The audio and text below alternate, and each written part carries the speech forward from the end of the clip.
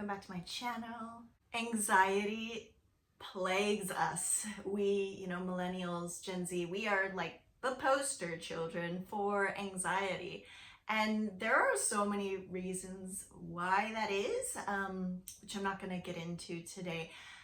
But I do want to take a look at anxiety from a broader perspective and talk about some of the most helpful tools that I've employed in my journey to manage my own fun little brand of anxiety, CPTSD, all that fun stuff. And in order to do that today, I'm going to use some beautiful examples outlined in the wonderful tale, The Pagemaster. So as a super side note, before I begin this story, I need to offer some context about this story. So for the purposes of this video, I'm not talking about the film version. I do think it's underrated, but I'm specifically talking about this book version, which is a lovely, it's got, like a short chapter book with some beautiful illustrations. It's just important to note the origins of this story. The film came first, and there was some controversy regarding its origins. The film was spearheaded by David Kirshner, and there have been multiple legal issues regarding the creative credits on a lot of his projects. And in this case, the entire story was created by David Casci, the screenwriter. But when the credits for the film were submitted, Casci was not credited with writing the screenplay. Instead, David Kirshner credited himself and another man called Ernie Contreras. And there was a big legal battle. Even the Writers Guild of America got involved, and they found that, in fact, it was not David Kirshner and Ernie Contreras who significantly contributed to the creative aspects of the story. It was David Casci. David Casci created the story, all credits to him, and in the settlement, Kirshner was forced to acquiesce. So why am I talking about this? It's because, well, my friends, whether you like it or not, context is important. And if you pick up this book, you are going to see that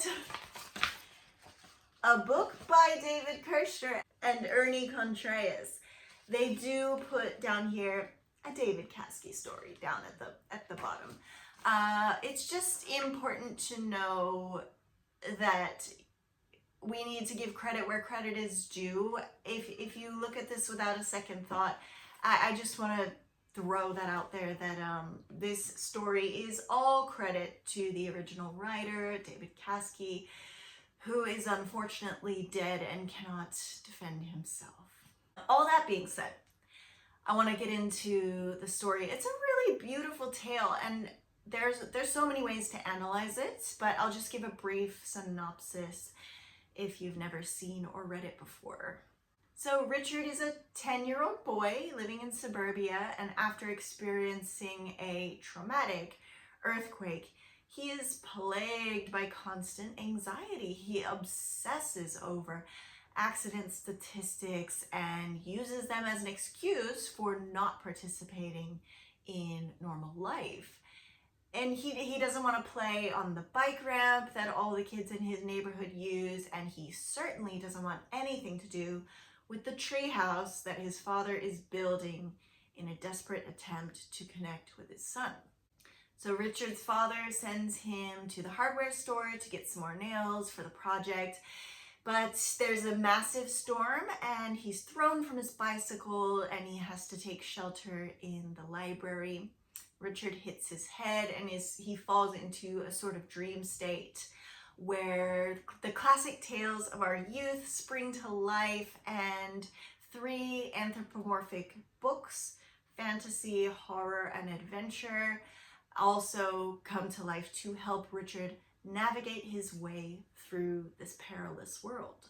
In the end, not only does Richard make it out of the library with his newfound friends, he gains the confidence that he was missing in the first place.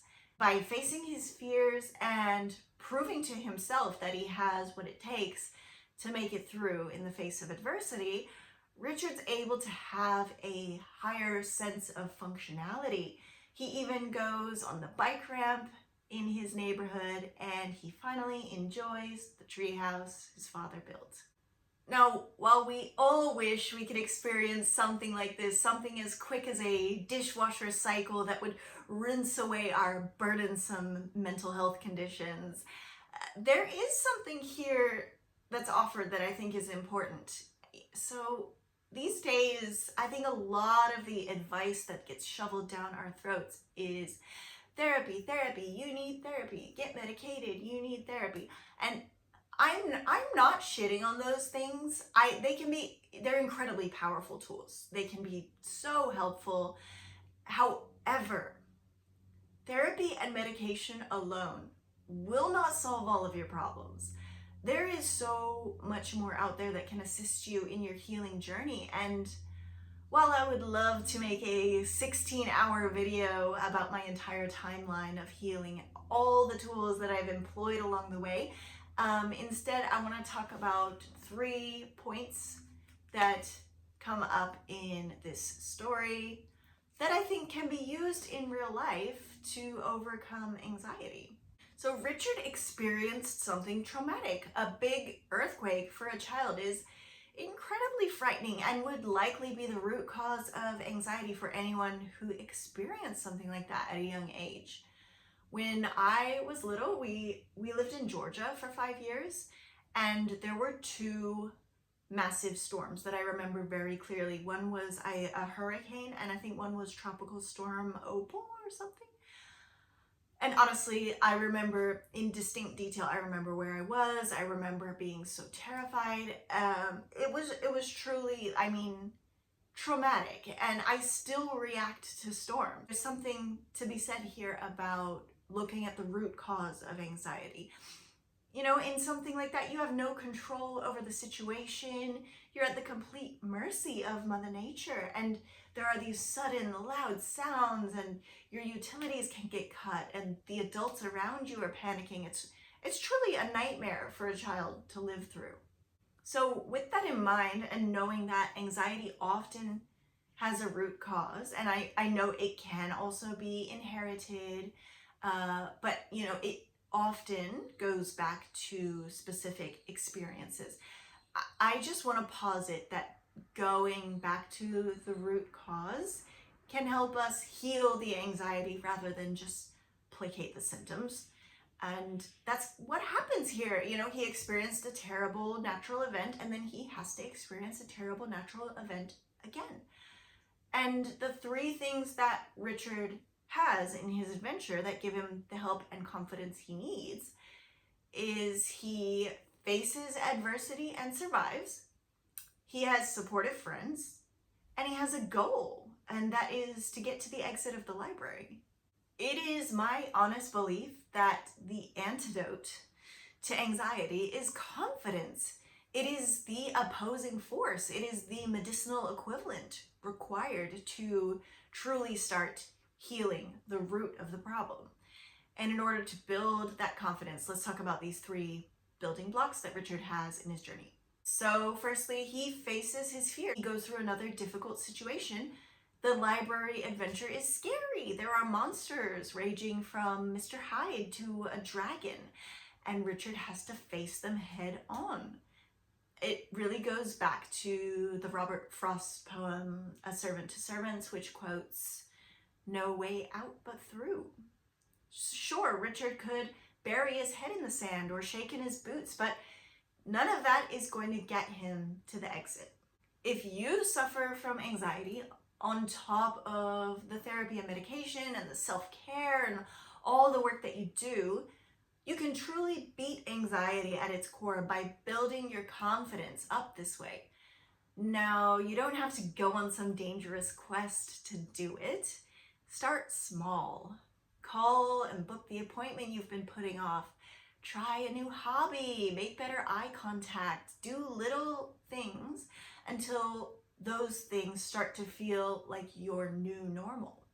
And from there, you can go big. Start ask your boss for a raise, start your own company, do the big thing that you want to do, and be okay with the possibility of failing. Making confidence your new normal is one of the best ways to combat your anxiety. And secondly, Richard doesn't face his problems alone. We live in such an isolating time and people are afraid to ask for help. But no man is an island. We need supportive friends, even if they're just in your Discord group and you share your struggles and wins anonymously. Or if that confidant is indeed your therapist. We all need a support network to get us through. We're social animals. And in the same way that Richard has fantasy, horror, and adventure, giving him clues and lifting him up, your anxiety is going to shrink in its boots if you have a helping hand at your back. And lastly, Richard has a goal. He wants to get to that exit. He is going to get there no matter what. Whatever your fun alphabet soup of mental health conditions is, and trust me, mine is a long one, you need to have identifiable goals in your journey to measure your own progress. So for example, one of mine was after I had my son, I met the super fun monster of postpartum depression. And it was bad. It was one of the worst times in my life. My anxiety shot through the roof. I was truly struggling. It was all in the middle of lockdown and, things were a bit shit. And I ended up going on antidepressants for about a year. But the whole time I had the goal of I'm going to get off this medication. I'm going to do the work and take the steps and build the confidence and make the support network so that I can get to a point that I don't need this anymore. And I am proud to say that yes, I did do it. I got myself off those meds and I am in a much better place now. Now, all of this is to say that a lot of us anxiety-riddled kids, we can identify with Richard. How many times have I let a good opportunity pass me by because I was too scared? But like Richard, we can kick that anxiety to the curb and replace it with confidence. It will happen slowly and you need to take baby steps, of course, but facing your issues head on and having a great support network and identifiable goals is going to help you get there. I mean, look at me, old me would never even be able to post a YouTube video, and the proof is in the pudding, guys. Your life is waiting for you on the other side. So will you take up the sword and fight your way to freedom? Let me know in the comments. How is your mental health journey going? What tactics did you employ? What wins do you want to celebrate? I would love to hear about it. Please like, comment, subscribe, and I'll see you next time.